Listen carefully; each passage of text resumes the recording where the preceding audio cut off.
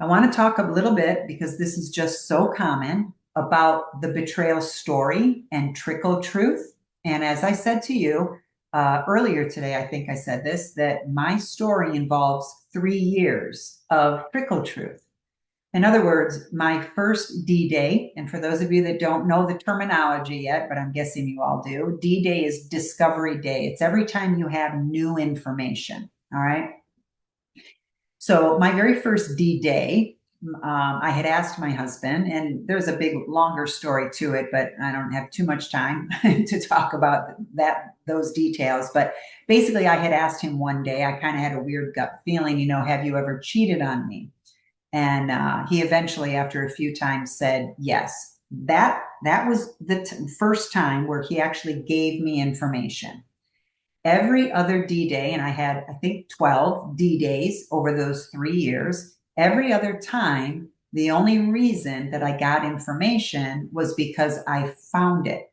We all become the best detectives. Every betrayed partner Camilla and I talk to, they all say the same thing. I could be a best detective. I'm the best FBI agent, because we go into this detective mode, right? So me being in that detective mode, I found more information. And every time he eventually had to admit that something was true. Then the last D-Day that I had, he admitted the final. So the first and last, he came to me, and everything in between, he had to admit because I found out. This is called the trickle truth. Now, let me give you another visual of what this actually looks like, okay? So every human being has their own story.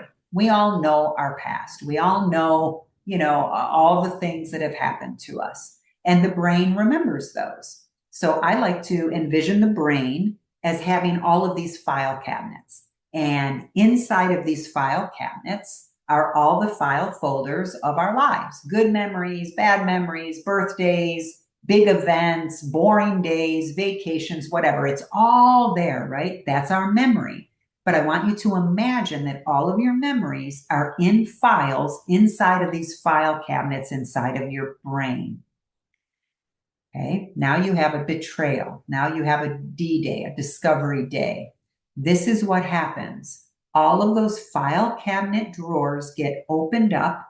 All of those papers start flying around, and they're getting mixed up. And now we're going to bring a fan into the room and turn it on high, and all of those papers are going to blow around. That's betrayal. That's betrayal trauma for the betrayed spouse. Nothing makes sense.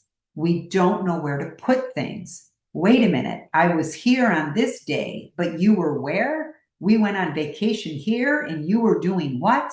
Everything becomes jumbled. I call it our movie reel. Our movie reel becomes completely cut up, right? If you can imagine those old-fashioned movie reels with the film that goes round and round and round, imagine taking that off the projector, throwing it on the floor, and that movie reel, the film, just getting chopped up into hundreds of pieces.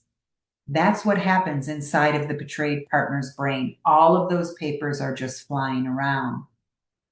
When the unfaithful partners withhold information, they're actually preventing the betrayed partner from healing. Because what does healing look like? Putting those papers back into the drawers of the file cabinets. Now, those papers are going to be wrinkled now, right? They've been flying around the room. Some of them might have stains on them. Yes, some memories are going to be tainted. In a lot of cases, all memories are tainted. So those papers going back in is crucial. But it's also important to remember that, yes, those memories are now different. We can't change that. We cannot change the past. So those papers going back in is step number one, putting them in those file cabinets. The betrayed partner needs the information from the unfaithful partner in order to do that. Otherwise, the betrayed partner will stay stuck. She or he will not be able to heal because the brain is still dealing with all of these papers flying all over the place.